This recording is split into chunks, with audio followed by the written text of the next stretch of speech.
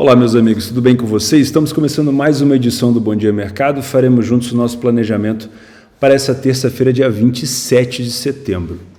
Mais um dia de data FIFA e um dia de Série A do Brasileiro, um jogo isolado entre Atlético Paranaense e Santos, Santos e Atlético Paranaense. Se eu soubesse que era só reclamar da data FIFA para que ela melhorasse um pouquinho, eu tinha reclamado antes, tá? Mas hoje foi um dia bem melhor do que ontem em relação a oportunidades. Não consegui aproveitar todas, mas das que eu me foquei, eu consegui trabalhar. Primeiro, deixa eu te pedir desculpa porque eu acho que esse áudio vai estar um pouco com eco, né? Eu estou num ambiente aqui com pouca coisa dentro, então talvez esteja com um pouquinho de eco, beleza? Mas vamos lá. Hoje então eu consegui trabalhar o jogo da Geórgia, que eu tinha me focado para trabalhar. Eu consegui pegar um back Geórgia no primeiro tempo. Eu vou falar sobre o meu resumo, não vou fazer no Telegram, porque foi um dia bem simples, tá? Foi um back Geórgia, onde eu peguei o pênalti do Vicha Kvaratskhelia, mais um gol dele, para variar. E eu trabalhei esse lei para a equipe em campo na Hungria. Ou seja, os cenários realmente se cumpriram aqui. A Hungria foi fortemente marcada pela Itália. A Itália atrapalhou muito a saída de bola da Hungria. E a Hungria conseguiu errar numa saída de bola e entregar o primeiro gol para a Itália. Eu não peguei nenhum gol, mas saí com mais de 10% de lucro sobre a responsabilidade nessa correção da Hungria. O mercado logo reagiu, tá? Então foi um dia bem tranquilo de trabalho. Eu confesso que eu não trabalhei o final do jogo da Inglaterra com a Alemanha porque eu não tinha trabalhado o início. Foi um 3-3, foi um jogo pirotécnico, como a gente fala, né? Com boas oportunidades provavelmente no final. Faz muito o meu estilo esse tipo de jogo, né, de trabalhar recuperações de resultado. A Inglaterra perdia por 2-0, virou para 3-2 e logo em seguida tomou 3-3. Mas como eu não estava fazendo o jogo desde o início, eu acabei não tendo atenção suficiente. É aquela coisa, não dá para aproveitar tudo, tá bom? Então, hoje foi um dia de pegar o gol da Geórgia e pegar essa correção da Hungria e estou satisfeito com o meu trabalho, beleza? Vamos então para esse dia 27 de setembro, estou usando aqui o radar esportivo. Nesse dia 27, a gente tem aqui na Turquia, a Copa da Turquia eu não vou fazer, vou até tirar aqui dos favoritos. Nesse dia 27 a gente tem mais alguns jogos bem decisivos aqui da Nations e de novo um dia muito lotado no horário das 15h45. E assim como eu fiz nessa segunda-feira de focar em poucos jogos, eu vou fazer de novo nessa terça-feira. Óbvio que eu vou me planejar para o máximo de jogos que eu tenho conhecimento e quando começarem eu vou filtrando em relação às oportunidades, beleza? Então vamos começar falando sobre Portugal e Espanha. A gente tem aqui um confronto direto.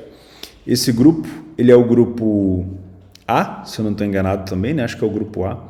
A gente tem aqui Portugal, é o segundo grupo da Liga A. A gente tem Portugal com 10 pontos e a Espanha com 8, ou seja, um confronto direto. Portugal joga pelo empate. O último jogo entre essas duas equipes, a gente teve a Espanha com 1-1 para Portugal. Se eu não me engano, foi um jogo bem difícil de trabalhar. Posso estar fazendo confusão, mas acho que foi um jogo bem difícil de trabalhar, tá? Então, Portugal joga pelo empate, não tem necessidade de vitória aqui para conseguir chegar aos playoffs. Portugal que ganhou a primeira edição da Nations, né? Essa, se eu não me engano, é a terceira edição. E o primeiro jogo foi 1-1. Então não me diz muita coisa. Eu acredito nesse favoritismo de Portugal pelo mercado, mais pelo jeito que Portugal vem jogando, né? O time de Portugal realmente é muito ofensivo. Conseguiu meter uma goleada no time da República Tcheca, que é um time muito chato, principalmente por conta do atacante, do Patrick Schick. Então eu estou bastante entusiasmado. Eu acho que entusiasmado não é uma boa palavra, né? Criar expectativa na data FIFA é sempre complicado. Mas eu estou bastante curioso para saber como Portugal vai se comportar contra a Espanha, porque é provável que pela necessidade de vitória a Espanha se exponha um pouco mais. A gente sempre vê uma Espanha mais contida, com a bola no pé, tentando fazer o seu jogo de posse de bola, tentando empurrar o adversário para trás.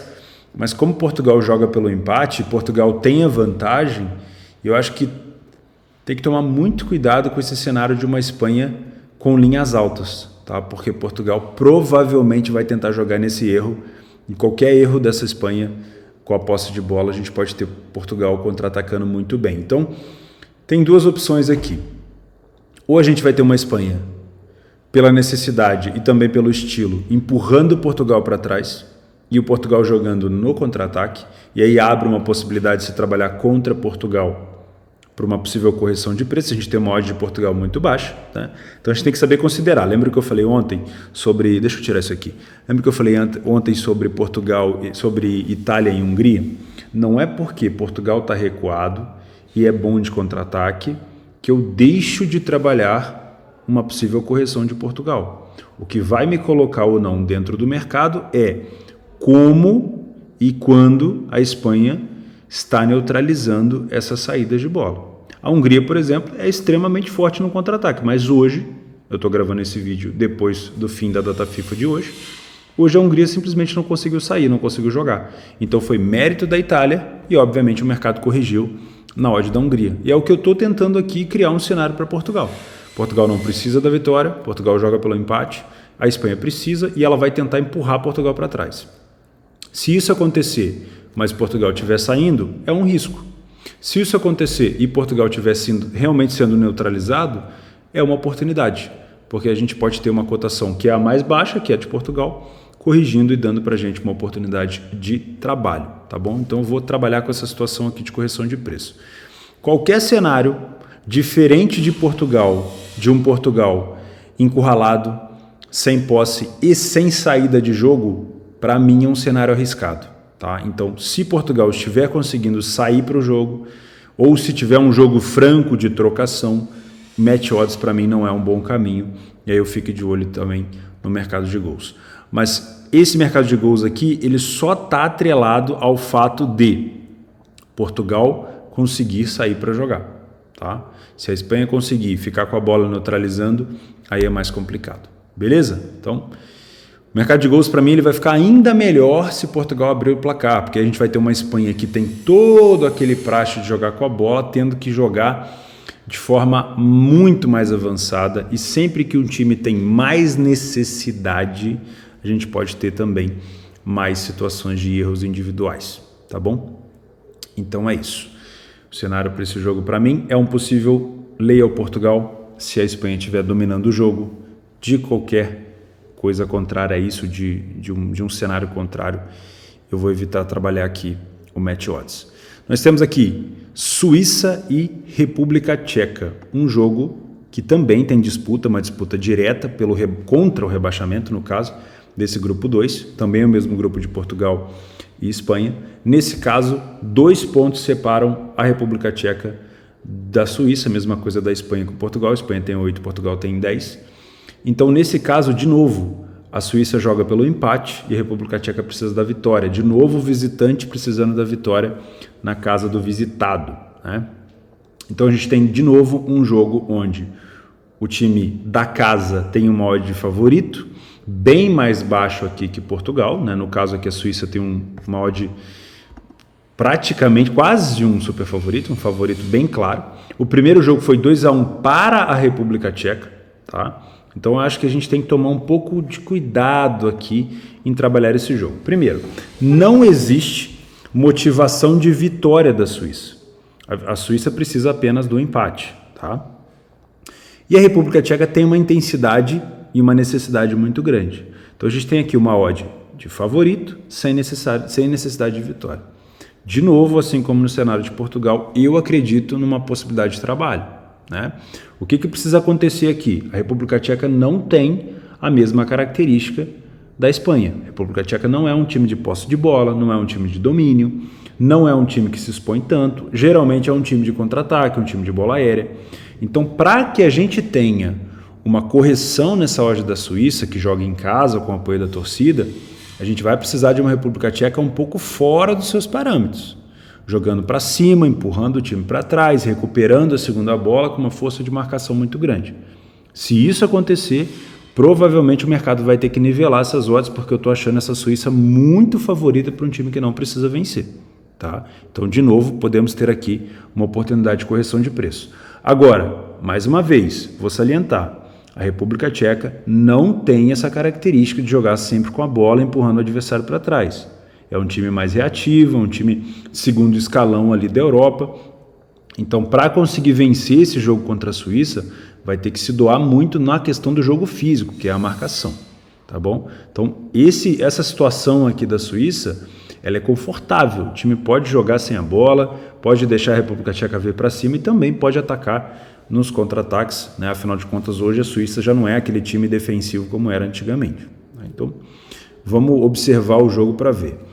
Por que eu não gosto do mercado de gols em pré-live aqui nas duas partidas desse grupo? Porque a gente não tem necessidade do mandante. Simplesmente, se terminar empatado os 2 jogos, Portugal está classificado e a Suíça se mantém no grupo A.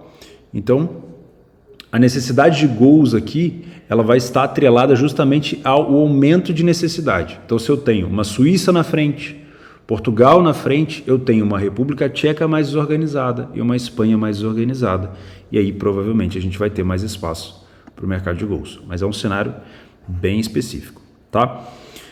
Aqui a gente tem Irlanda contra Armênia. Não é um grupo que eu tenho trabalhado assim tão forte nessas outras seleções, mas também é um confronto direto. A Irlanda tem 4 pontos, a Armênia tem 3. Mais uma vez, o mandante favorito detém a possibilidade de jogar por um empate.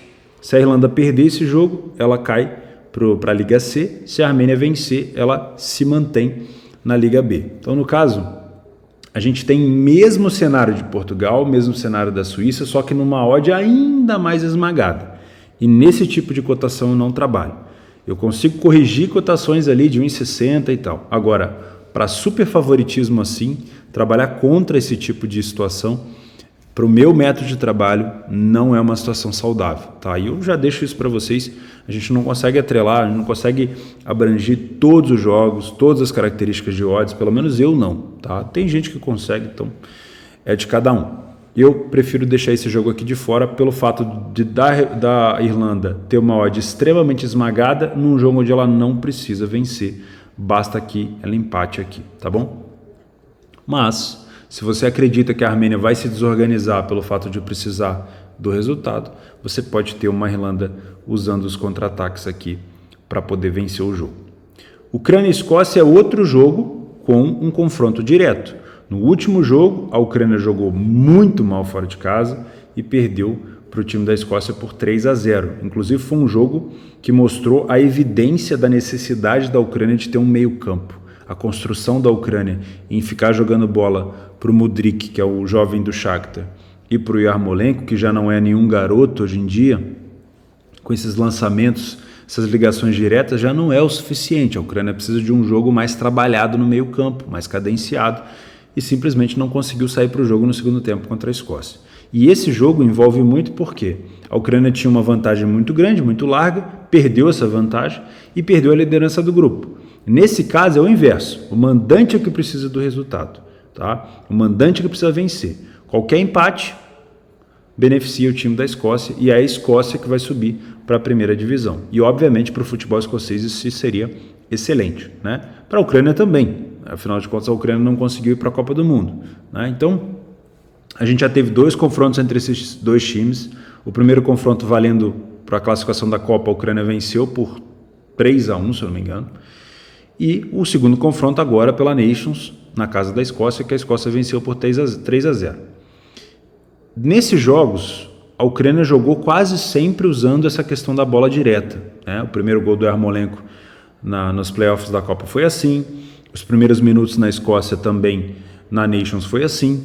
E se isso acontecer de novo, a gente provavelmente vai ter uma Escócia tendo vantagem, porque a Escócia marca muito bem, é um time muito físico, não tem tanta qualidade nos pés, mas é um time excelente na bola aérea. 2 dos 3 gols marcados no último jogo contra a Ucrânia foram de escanteio, tá? Então a Escócia vai usar muito a sua bola aérea e muito a sua jogada, a sua marcação, esse jogo físico. A Ucrânia vai precisar sair um pouco do seu estilo, vai ter que propor jogo. Eu não gosto da Ucrânia propondo, tá? Eu acho que a Ucrânia propondo o jogo, ela acaba deixando muito espaço. Mas aí a gente tem que abrir esse leque para o cenário do jogo atual, que é o seguinte: a Escócia tem nas mãos a vaga para a primeira divisão. A Escócia só precisa empatar. A Escócia não precisa se arriscar. Então a gente vai ter uma Ucrânia jogando contra um time que se defende muito bem, que é a Escócia, que vai provavelmente se fechar, e a Ucrânia vai tentar bombardear esse time de todos os flancos. Pela direita, com o Yarmolenko, batendo de perna esquerda, pela esquerda, com o Mudryk, batendo de perna direita, pelo alto, provavelmente com o Yaremchuk, se colocar como titular, né? E também de fora da área com o Malinovski, que finaliza muito bem. Malinovski ainda é jogador da Atalanta. Então a Ucrânia tem poderio ofensivo para poder vencer esse jogo, mas pode acabar se desorganizando na defesa e em algumas situações de contra-ataque pode acabar sendo punida, e principalmente pela bola aérea, tá? Então esse jogo para mim ele não tem viés. Eu posso sim trabalhar a correção de preço para o lado da Escócia, porque se a Escócia defender demais e não conseguir sair para o jogo, o mercado pode entender que a Escócia é bem menos favorita do que anteriormente tinha colocado, a gente pode ter uma correção brusca aqui. E se a Ucrânia estiver deixando os contra-ataques acontecerem e não estiver conseguindo manter a bola, como aconteceu no segundo tempo lá na Escócia, a gente pode ter também uma odd da Ucrânia corrigindo. Mas, de fato, a minha preferência aqui é para trabalhar mais o lado da Escócia, porque se a Escócia não precisa da vitória, ela pode escolher só se defender, tá? Aí nós temos aqui a Albânia e a Islândia. Esse jogo eu estou evitando fazer, porque a gente já tem um grupo que a Rússia está dentro desse grupo, e a Rússia praticamente já está rebaixada, então não há mais briga por aqui, eu vou deixar de fora. Na Noruega e Sérvia, nós temos mais um confronto direto, tá? A Noruega acabou perdendo para a Eslovênia no último jogo e abriu de novo tudo, porque a Sérvia conseguiu vencer o time da Suécia, né, com 3 gols do Mitrovic. Inclusive esse time vai enfrentar o Brasil na Copa. Eu já falei para vocês que é um time chato de se pegar. O que a gente vai ter aqui? A gente vai ter o Haaland, artilheiro da competição, contra a Sérvia, com o Mitrovic, com o Vlahovic, com os Itis da vida, né? Milinkovic-Savic, Filip Kostic, toda aquela galera que a gente gosta. E a Noruega tem um problema. A Noruega ela não é um time consistente no decorrer do jogo. É um time de momento, é um time de janelas. E isso pode sim favorecer a Sérvia. O que pode dificultar a Sérvia? A defesa. O time da Sérvia é um excelente time com grandes nomes, mas não deu liga ainda na parte defensiva. É um time que é muito forte ofensivamente e tenho minhas dúvidas se eu consigo chamar a Sérvia de um time organizado defensivo, porque não é, tá? Então a gente vai ter aqui uma Noruega que o mercado dita como favorita por jogar em casa, mas uma Noruega que não conseguiu vencer a Eslovênia nem em casa e perdeu para a Eslovênia fora. O Haaland tem brilhado em alguns momentos, mas a Noruega está longe de jogar um bom futebol. Então a gente tem que tomar muito cuidado, porque entre elenco a Sérvia está muito acima. Talvez entre peças individuais, hoje o Haaland seja melhor do que qualquer jogador da Sérvia, inclusive o Vlahovic e o Mitrovic. Mas em relação ao elenco, a parte ofensiva da Sérvia dá um banho na Noruega, e a Sérvia tem uma característica muito forte, que é o seguinte: apesar de não saber defender, a Sérvia sabe jogar muito bem no erro do adversário. Então se a Noruega, pela necessidade, se estiver precisando do gol, se no caso a Sérvia estiver vencendo, a Sérvia pode sim utilizar os contra-ataques para poder matar esse jogo, tá? Porém, anota aí o detalhe. No confronto direto, a Noruega venceu o primeiro jogo contra a Sérvia na casa da Sérvia por 1-0. E essa vitória faz com que a Sérvia só possa classificar para a primeira divisão se vencer. Então, se esse jogo terminar empatado, os dois times vão se manter com 11 pontos, ou seja, vão atingir 11 pontos, mas a Noruega fica na frente por conta do confronto direto, que é o primeiro critério de desempate. Então, nesse caso, a Sérvia precisa da vitória. Com isso, eu só imagino um jogo para gols mesmo se a Sérvia estiver na frente, porque aí a Sérvia na frente a gente pode ter um jogo mais pautado a contra-ataque, e por acreditar no elenco ofensivo melhor da Sérvia, acho que a gente pode explorar gols aqui. Antes de explorar gols, antes de a gente ter ali um imbróglio sendo decisivo, sendo decidido por exposição, desorganização e tudo mais, a gente vai ter um jogo parelho, porque a Noruega sabe que se expor demais dentro de casa pode tomar um gol e a Sérvia classificar, e a Sérvia sabe que se for para cima com tudo pode tomar um gol do Haaland e a situação pode ficar feia. Então, sim, abre a possibilidade de trabalhar a correção. Se a necessidade maior é da Sérvia, a gente pode ter uma Noruega mais recuada em campo, talvez, e dando essa oportunidade.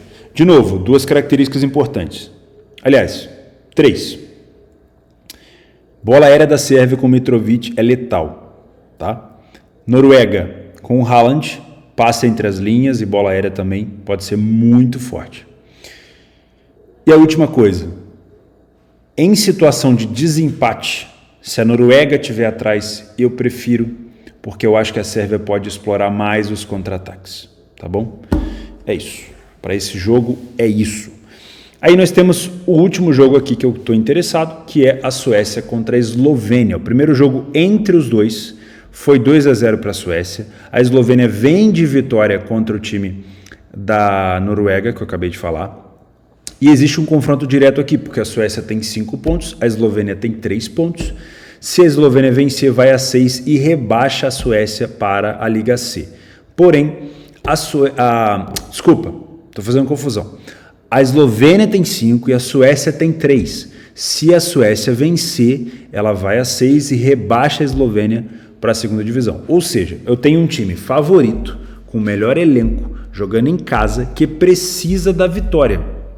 Diferente, acho que de tudo que eu falei aqui. Não, diferente não. A Ucrânia também precisa, mas a Ucrânia não é tão favorita, não tem um elenco tão melhor. Então, esse é um jogo específico hoje. Um elenco melhor, jogando em casa, com odds de favorito, precisando da vitória. É a receita de bolo para que a gente possa ter um jogo pautado para a Suécia. Mas aí só vai confirmar isso na leitura ao vivo. Tá? Na minha opinião, um jogo para direcionar uma possibilidade de lei aqui para a Eslovênia. Tá? Eu leio a pior equipe em campo, mas eu deixo uma grande ressalva aqui para vocês.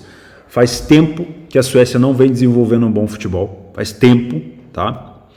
E a Eslovênia não é um time bobo. Se você abrir o gráfico de pressão do primeiro jogo entre eles, você vai ver uma Eslovênia que teve até mais posse e levou até mais perigo, tá? Podia ter sido facilmente um 2-2. Então, cautela na hora de tomar a sua decisão e, obviamente, foco na leitura ao vivo. Beleza? Então, ficamos assim na Nations. Os outros jogos aqui, eu confesso que eu não tenho nenhum interesse. E no Brasileirão nós temos Santos e Atlético Paranaense. Hoje o Santos vive um período de reformulação, tá? Pelo que tudo indica. O Santos está tentando organizar suas finanças, que eu acho que é o mais correto, né?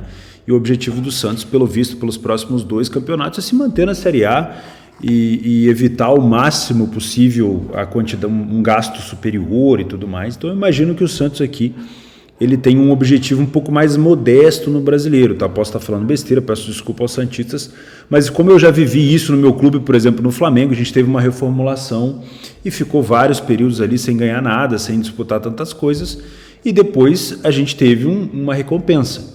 Eu imagino que o Santos está tomando uma decisão correta. Mas o que me chama a atenção nesse jogo é o seguinte: a gente tem, no jogo de ida, houve um 2-2, num jogo onde o Atlético Paranaense era favorito.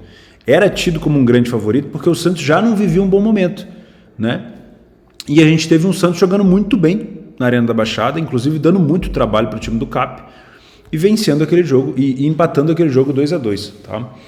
E nesse jogo na Vila Belmiro a gente tem um Santos como favorito com uma odd de 2. Aqui eu não sei se é um desinteresse do Atlético Paranaense que está fazendo essa odd subir, se é o elenco, se é a escalação que o Filipão vai colocar em campo, porque era para esse jogo ser bem mais parelho em relação às odds. Tudo bem que no primeiro jogo, realmente, na Arena, o CAP tomou um susto, porque o Santos realmente jogou muito bem. Mas eu imagino, um time do Atlético Paranaense, se for titular e se tiver com vontade de jogar, se não tiver abandonado o Campeonato Brasileiro, a gente pode ter aqui um jogo bem mais disputado do que essas odds indicam. Então, de novo, eu quero trabalhar aqui alguma coisa sobre correção de odd. Deixa eu dar uma olhada aqui no nosso PDF de apoio. A gente tem o Santos dentro de casa marcando primeiro em 70% das vezes e o Atlético Paranaense em apenas 21% das vezes. Não é um excelente visitante, mas o Santos também não é um excelente mandante, convenhamos, né? O Santos falhou menos em marcar, né? E o time do Atlético Paranaense e o time do Santos ficaram sem sofrer gol mais ou menos nas mesmas situações. O ataque do Santos é bem melhor, a defesa do Santos é bem melhor, a criação de oportunidade do Santos é bem melhor e o aproveitamento ofensivo do Santos também é bem melhor.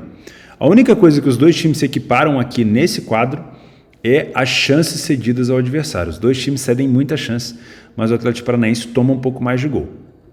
O primeiro tempo do Santos faz com que essa odd comece a parecer mais justa.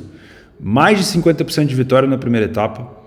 perdeu apenas 15%, marcou 10 e sofreu 5 gols. O CAP venceu apenas 7% nos jogos que faz fora de casa, os primeiros tempos, e perdeu quase 45% deles. Só marcou 2 gols. Realmente é uma situação de primeiro tempo muito difícil do CAP. Mas no segundo tempo a gente tem um CAP mudando da água para o vinho, de 7%. De vitória foi para 50%. De 43% de derrota foi para 28%. De 2 gols marcados foi para 11%. Aí sim a gente tem um segundo tempo bem mais disputado, bem mais parelho. E talvez os cenários de correção sejam mais indicados na primeira parte. Beleza? Além disso, a gente tem um CAP que está sofrendo bastante com as bolas aéreas e o Santos é um time bem ajeitado nessas bolas aéreas, viu? Principalmente nos escanteios. Acho que a gente pode ficar de olho nisso daqui. Então, talvez, o cenário que eu estou conseguindo tirar daqui, um Santos superior no primeiro tempo, levando perigo também, além da bola no chão, na bola aérea. Segundo tempo, talvez um jogo mais truncado, mais parelho, e aí a gente pode ter mais dificuldade aqui para trabalhar algum cenário. Beleza? Então é isso. Quase que o dia todo aqui voltado para match odds.